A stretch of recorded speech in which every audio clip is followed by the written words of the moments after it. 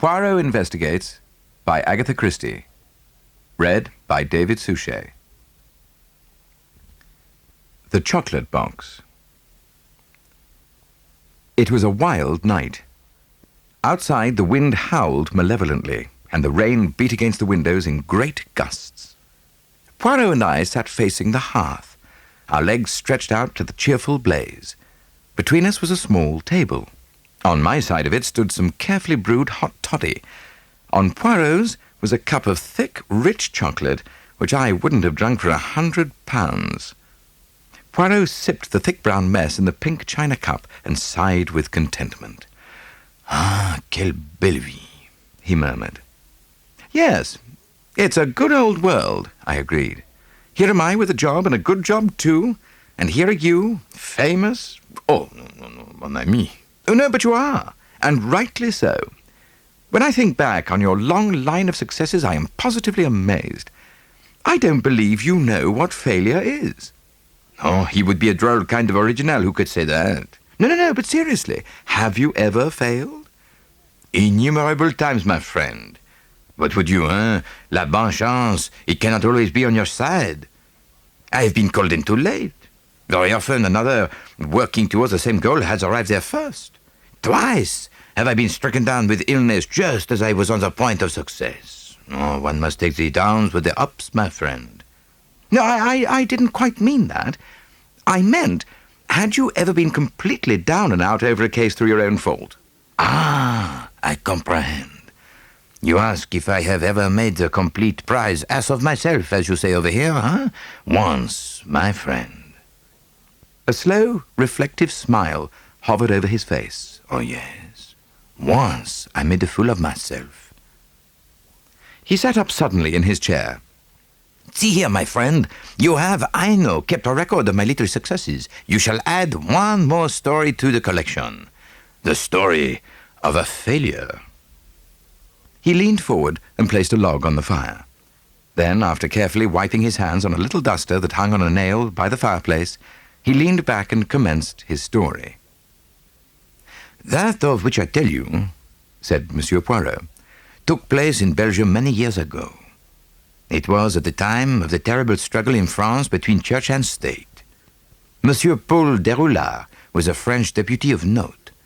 It was an open secret that the portfolio of a minister awaited him. He was among the bitterest of the anti-Catholic party, and it was certain that on his accession to power he would have to face violent enmity. He was in many ways a peculiar man. Though he neither drank nor smoked, he was nevertheless not so scrupulous in other ways. You comprehend, Hastings? C'était des femmes, hein? Toujours des femmes. He had married some years earlier a young lady from Brussels who had brought him a substantial dot. Undoubtedly, the money was useful to him in his career, as his family was not rich, though, on the other hand, he was entitled to call himself Monsieur le Baron, if he chose. There were no children of the marriage, and his wife died after 2 years, the result of a fall downstairs. Among the property which she bequeathed to him was a house on the Avenue Louise in Brussels.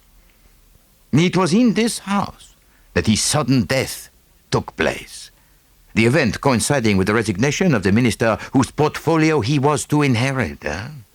Now, all the papers printed long notices of his career. His death, which had taken place quite suddenly in the evening after dinner, was attributed to heart failure. At that time, mon ami, I was, as you know, a member of the Belgian detective force. The death of Monsieur Paul Deroulard was not particularly interesting to me. I am, as you also know, bon catholique, and his demise seemed to me fortunate. It was some 3 days afterwards, when my vacation had just begun, that I received a visitor at my own apartments. A lady, heavily veiled, but evidently quite young, and I perceived at once that she was a jeune fille tout à fait comme il faut. "You are Monsieur Hercule Poirot?" she asked in a low, sweet voice. I bowed. "Of the detective service?" Again I bowed. "Be seated, I pray you, mademoiselle," I said. She accepted a chair and drew aside her veil. Her face was charming, though marred with tears and haunted as though with some poignant anxiety. "Monsieur," she said, "I understand that you are now taking a vacation, therefore you will be free to take up a private case. You understand that I do not wish to call in the police." I shook my head. "I fear what you ask is impossible, mademoiselle. Even though on vacation, I am still of the police." She leaned forward. "Écoutez, monsieur, all that I ask of you is to investigate. The result of your investigations, you are at perfect liberty to report to the police. If what I believe to be true is true, we shall need all the machinery of the law." Now, that placed a somewhat different complexion on the matter, and I placed myself at her service without more ado. A slight color rose in her cheeks. "I thank you, monsieur. It is the death of Monsieur Paul Desroulins that I ask you to investigate." "Comment?" I exclaimed, surprised. "Monsieur, I have nothing to go upon, nothing but my woman's instinct, but I am convinced, I tell you, that Monsieur Desroulins did not die a natural death." "Oh, but surely the doctors—" "No doctors may be mistaken. He was so robust, so strong. Monsieur Poirot, I beseech of you to help me." Oh, the poor child was almost beside herself. She would have knelt to me. I soothed her as best I could. "Oh, I will help you, mademoiselle. I feel almost sure that your fears are unfounded, but we will see. First, I will ask you to describe to me the inmates of the house." "Well, there are the domestics, of course, Jeannette, Félicie, and Denise the cook. She has been there many years. The others are simple country girls. Also, there is François, but he, too, is an old servant. Then there is Monsieur Desroulins' mother, who lived with him, and myself. My name is Virginie Ménard. I am a poor cousin of the late Madame Desroulins, Monsieur Paul's wife, and I have been a member of their ménage for over 3 years. Now, I have now described to you the household. There were also 2 guests staying in the house." "And they were?" "Monsieur de Saint-Alard, a neighbor of Monsieur Desroulins in France, also an English friend, Mr. John Wilson." "Are they still with you?" "Mr. Wilson, yes, but Monsieur de Saint-Alard departed yesterday." "And what is your plan, Mademoiselle Ménard?" "If you will present yourself at the house in half an hour's time, I will arrange some story to account for your presence. I had better represent you to be connected with journalism in some way. I shall say you have come from Paris and that you have brought a card of introduction from Monsieur de Saint-Alard. Madame Desroulins is very feeble in health and will pay little attention to details." On Mademoiselle's ingenious pretext, I was admitted to the house, and after a brief interview with the dead deputy's mother, who was a wonderfully imposing and aristocratic figure, though obviously in failing health, I was made free of the premises. I wonder, my friend, whether you can possibly figure to yourself the difficulties of my task. Here was a man whose death had taken place 3 days previously. If there had been foul play, only one possibility was admissible. Poison. And I had had no chance of seeing the body, and there was no possibility of examining or analyzing or any medium in which the poison could have been administered. There were no clues, false or otherwise, to consider. Had the man been poisoned? Had he died a natural death? I, Hercule Poirot, with nothing to help me, had to decide. First, I interviewed the domestics, and with their aid, I recapitulated the evening. I paid especial notice to the food at dinner and the method of serving it. Now, the soup had been served by Monsieur Desroulins himself from a tureen. Next, a dish of cutlets, then a chicken. Finally, a compote of fruit. And all placed on the table and served by Monsieur himself. The coffee was brought in a big pot to the dinner table. Nothing there, mon ami, impossible to poison one without poisoning all. After dinner, Madame Desroulins had retired to her own apartments, and Mademoiselle Virginie had accompanied her. The three men had adjourned to Monsieur Desroulins' study. Here they had chatted amicably for some time when, suddenly, without any warning, the deputy had fallen heavily to the ground. Monsieur de Saint-Alard had rushed out and told Francois to fetch a doctor immediately. He said it was without doubt an apoplexy, explained the man. But when the doctor arrived, the patient was past help. Mr. John Wilson, to whom I was presented by Mademoiselle Virginie, was what was known in those days as a regular Jean Bull Englishman, middle-aged and burly. His account, delivered in very British French, was substantially the same. Desroulins went very red in the face, and down he fell. There was nothing further to be found out there. Next, I went to the scene of the tragedy, the study, and was left alone there at my own request. So far, there was nothing to support Mademoiselle Ménard's theory. I could not but believe that it was a delusion on her part. Evidently, she had entertained a romantic passion for the dead man, which had not permitted her to take a normal view of the case. Nevertheless, I searched the study with meticulous care. It was just possible that a hypodermic needle might have been introduced into the dead man's chair in such a way as to allow of a fatal injection. The minute puncture it would cause was likely to remain unnoticed, but I could discover no sign to support that theory. I flung myself down in the chair with a gesture of despair. Enfin, I abandon it, I said aloud. There is not a clue anywhere. Everything is perfectly normal. As I said the words, my eyes fell on a large box of chocolates standing on a table nearby, and my heart gave a leap. It might not be a clue to Monsieur Desroulins' death, but here at least was something that was not normal. I lifted the lid. The box was full, untouched. Not a chocolate was missing, but that only made the peculiarity that had caught my eye more striking, for, see you, Hastings, while the box itself was pink, the lid was blue. No, one often sees a blue ribbon on a pink box, and vice versa, but a box of one color and the lid of another? Non, decidedly. Ça ne se voit jamais.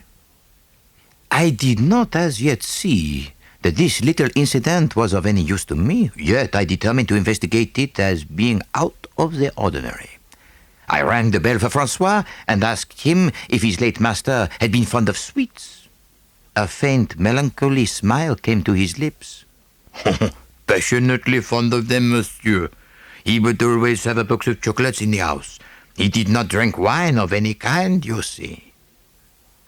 Yet this box has not been touched. I lifted the lid to show him.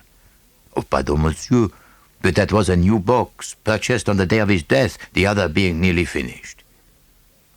Ah, then the other box was finished on the day of his death, I said slowly.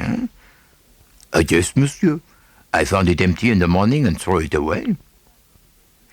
Did Monsieur Desroulins eat sweets at all hours of the day? Usually after dinner, monsieur. I began to see light. Francois, I said, you can be discreet? Well, if there is need, monsieur. Bon. No, then, I am of the police. Can you find me that other box? Oh, without doubt, monsieur, it will be in the dustbin. He departed and returned in a few minutes with a dust-covered object. It was the duplicate of the box I held, save for the fact that this time the box was blue and the lid was pink. I thanked Francois, recommended him once more to be discreet, and left the house in the Avenue Louise without more ado. Next, I called upon the doctor, who had attended Monsieur Desroulins. With him I had a difficult task. He entrenched himself prettily behind a wall of learned phraseology. But I fancied that he was not quite as sure about the case as he would like to be. There have been many curious occurrences of the kind, he observed, when I had managed to disarm him somewhat. A sudden fit of anger, a violent emotion after a heavy dinner, c'est entendu, and then with an access of rage, the blood flies to the head, and psst, there you are. Oh, but Monsieur Deroulard had no violent emotion. No. I made sure that he had been having a stormy altercation with Monsieur de Saint-Alard. Well, why should he? Oh, c'est évident. The doctor shrugged his shoulders. Was not Monsieur de Saint-Alard a Catholic of the most fanatical? Their friendship was being ruined by this question of church and state. Not a day passed without discussions. To Monsieur de Saint-Alard, Deroulard appeared almost as Antichrist. Now, this was unexpected and gave me food for thought. One more question, Doctor. Would it be possible to introduce a fatal dose of poison into a chocolate? Yes, it would be possible, I suppose, said the doctor slowly. Pure prussic acid would meet the case if there was no chance of evaporation, and a tiny globule of anything might be swallowed unnoticed, but it does not seem a very likely supposition. A chocolate full of morphine or strychnine. He made a wry face. You comprehend, Monsieur Poirot, one bite would be enough. The unwary one would not stand upon ceremony. Thank you, Monsieur le Docteur. I withdrew.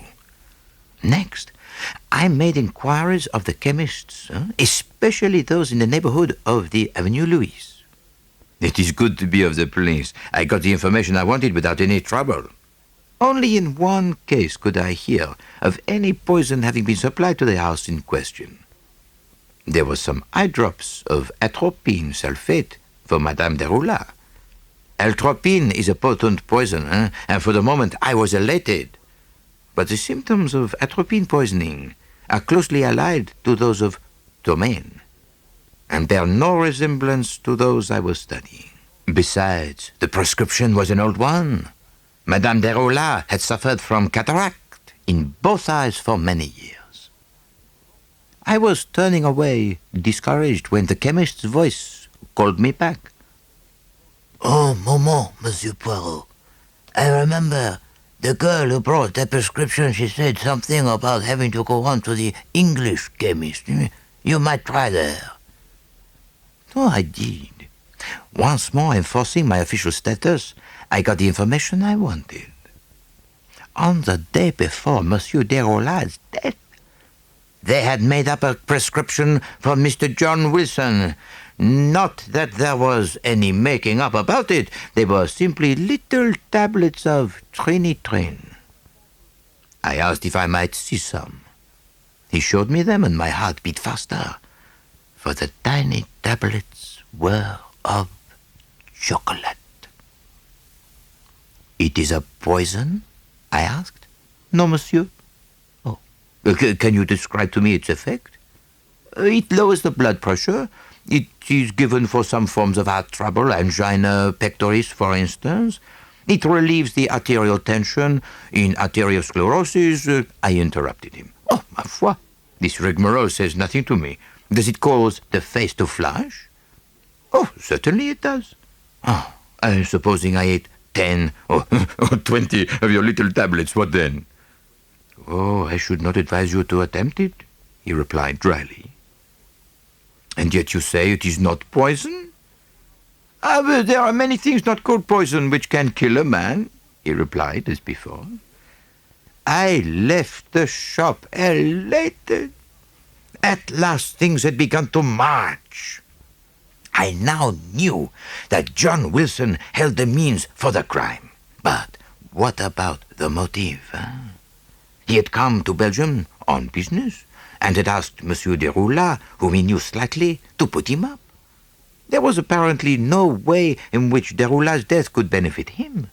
Moreover, I discovered by inquiries in England that he had suffered for some years from that painful form of heart disease known as angina. Therefore, he had a genuine right to have those tablets in his possession.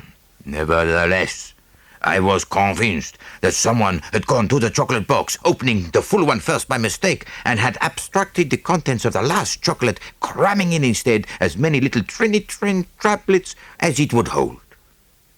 The chocolates were large ones. Between 20 or 30 tablets, I felt sure, could have been inserted. But who had done this? There were 2 guests in the house. John Wilson had the means. Saint-Alard had the motive. Remember, he was a fanatic, and there is no fanatic like a religious fanatic. Could he, by any means, have got hold of John Wilson's trinitrin?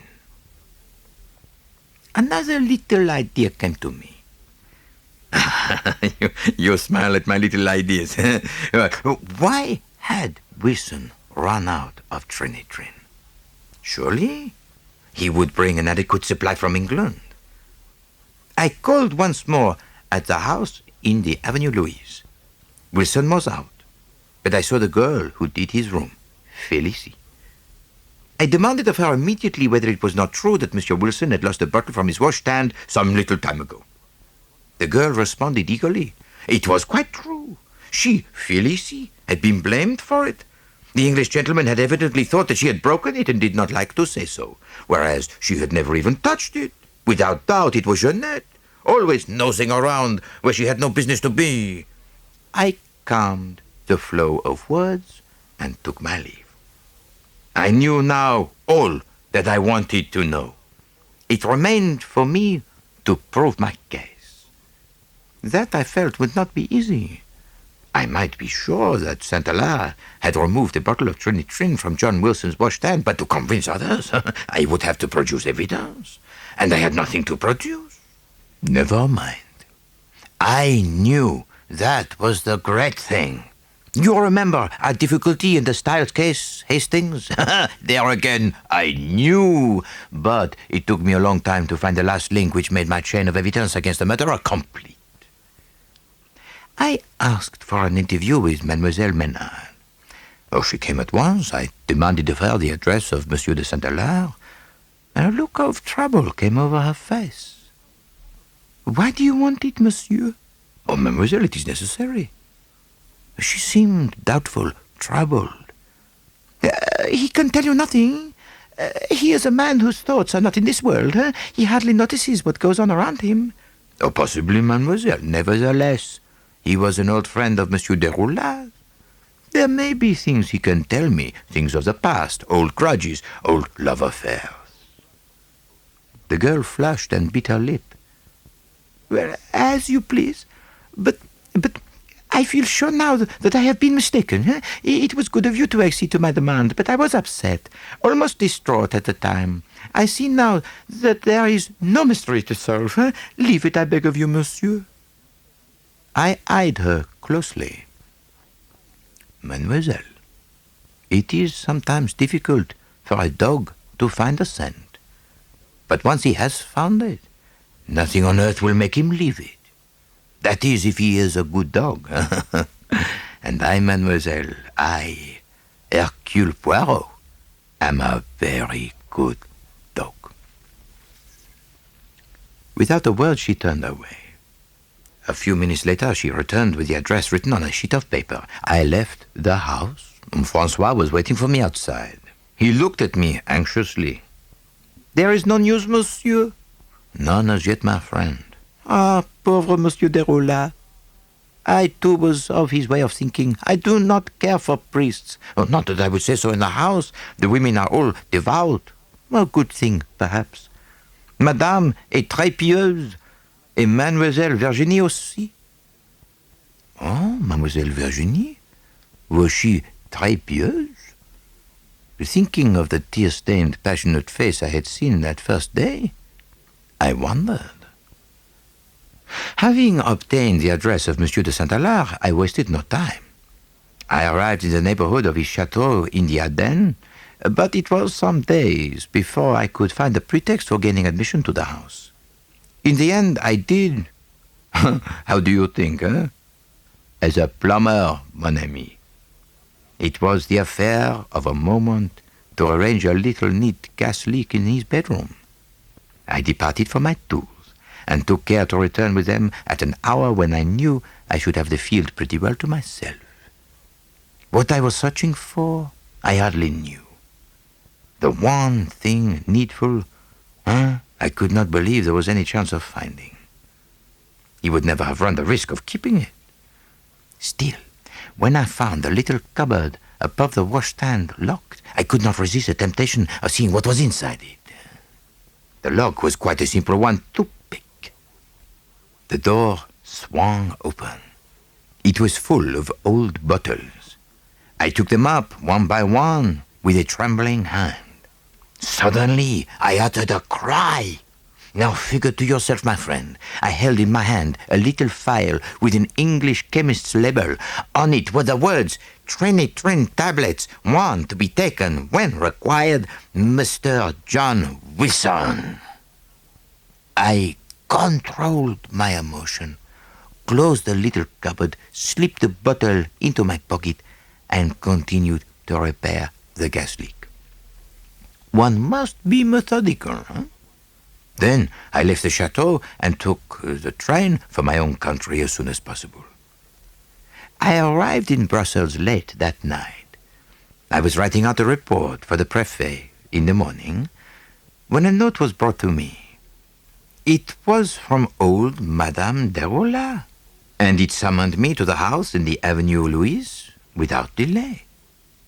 François opened the door to me. Madame la Baronne is awaiting you. He conducted me to her apartment. She sat in state in a large armchair. There was no sign of Mademoiselle Virginie. Monsieur Poirot, said the old lady, I have just learned that you are not what you pretend to be. You are a police officer. Oh, that is so, madame. You came here to inquire into the circumstances of my son's death. Again I replied, that is so, madame. I should be glad if you would tell me what progress you have made. I hesitated. But first, I would like to know how you have learned all this, madame. From one who is no longer of this world. Her words and the brooding way she uttered them sent a chill to my heart. I was incapable of speech. Therefore, monsieur, I would beg of you most urgently to tell me exactly what progress you have made in your investigation. Madame, my investigation is finished. My son was killed deliberately. You know by whom? Yes, madame. Who then? Monsieur de Saint-Alard. The old lady shook her head. You are wrong. Monsieur de Saint-Alard is incapable of such a crime. Oh, but the proof are in my hands. I beg of you once more to tell me all. This time I obeyed, going over each step that had led me to the discovery of the truth. She listened attentively. At the end, she nodded her head. Yes, it is all as you say, all but one thing. It was not Monsieur de Saint-Alard who killed my son. It was I, his mother. I stared at her, and she continued to nod her head gently. It is well that I sent for you. It is the providence of the good God that Virginie told me before she departed for the convent what she had done. Listen, Monsieur Poirot. My son was an evil man. He persecuted the church. He led a life of mortal sin. He dragged down other souls beside his own. But there was worse than that. As I came out of my room in this house one morning, I saw my daughter-in-law standing at the head of the stairs. She was reading a letter. I saw my son steal up behind her. One swift push, and she fell, striking her head on the marble steps. And when they picked her up, she was dead. My son was a murderer, and only I, his mother, knew it. She closed her eyes for a moment. You cannot conceive, monsieur, my agony, my despair. What was I to do? Denounce him to the police? I could not bring myself to do it. It was my duty, but my flesh was weak. Besides, would they believe me? My eyesight had been failing for some time. They would say I was mistaken. I kept silence. But my conscience gave me no peace. By keeping silence, I too was a murderer. My son inherited his wife's money. He flourished as the green bay tree, and now he was to have a minister's portfolio. His persecution of the church would be redoubled. And there was Virginie. She, poor child, beautiful, naturally pious, was fascinated by him. He had a strange and terrible power over women. I saw it coming. I was powerless to prevent it. He had no intention of marrying her, and the time came when she was ready to yield everything to him. Then I saw my path clear. He was my son. I had given him life. I was responsible for him. He had killed one woman's body, now he would kill another soul. I went to Mr. Wilson's room and took the bottle of tablets. He had once said laughingly that there were enough in it to kill a man. I went into the study and opened the big box of chocolates that always stood on the table. I opened the new box by mistake. The other was on the table also. There was just one chocolate left in it, and that simplified things. No one ate chocolates except my son and Virginie. I would keep her with me that night. All went as I had planned. She paused, closing her eyes a minute, and then opened them again. Monsieur Poirot, I am in your hands. They tell me I have not many days to live. I am willing to answer for my action before the good God. Must I answer for it on earth also? I hesitated. But the empty bottle, madame, I said to gain time. How came that into Monsieur de Saint-Alar's possession? When he came to say goodbye to me, monsieur, I slipped it into his pocket. I did not know how to get rid of it. I am so infirm that I cannot move about much without help, and finding it empty in my rooms might have caused suspicion. You understand, monsieur? She drew herself up to her full height. It was with no idea of casting suspicion on Monsieur de Saint-Alar. I never dreamed of such a thing. I thought his valet would find an empty bottle and throw it away without question. I bowed my head. I comprehend, madame, I said. And your decision, monsieur? Her voice was firm and unfaltering, her head held as high as ever. I rose to my feet. Madame, I said, I have the honor to wish you good day. I have made my investigations and failed. The matter is closed. Poirot was silent for a moment, then said quietly, She died just a week later. Mademoiselle Virginie passed through her novitiate, and Julie took the veil. And that, my friend, is the story. I must admit that I do not make a fine figure in it. Oh, but that was hardly a failure, I expostulated. What else could you have thought under the circumstances? Ah, sacré mon ami, cried Poirot, becoming suddenly animated. Is it that you do not see?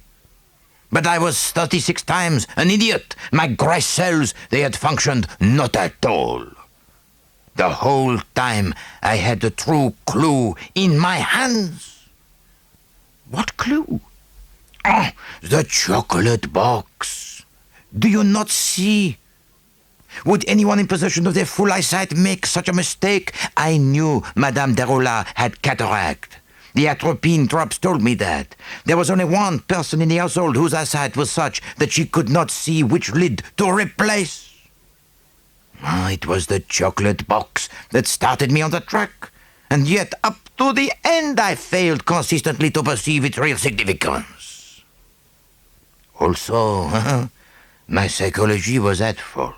Had Monsieur de Saint-Alard been the criminal, he would never have kept an incriminating bottle, and finding it was a proof of his innocence. I had learned already from Mademoiselle Virginie that he was absent-minded. Altogether, it was a miserable affair that I have recounted to you there. And only to you have I told the story. You comprehend, I do not figure well in it. An old lady commits a crime in such a simple and clever fashion that I, Hercule Poirot, am completely deceived. Sapristi does not bear thinking of. Forget it. Oh, no. Remember it, and if you think at any time that I am growing conceited, it is not likely, but it might arise. I concealed a smile. Eh bien, my friend, you shall say to me, chocolate box. Is it agreed? Oh, it's a bargain. After all, said Poirot reflectively, it was an experience. I, who have undoubtedly the finest brain in Europe at present, can afford to be magnanimous. Chocolate box, I murmured gently. Pardon, mon ami? I looked at Poirot's innocent face as he bent forward inquiringly, and my heart smote me.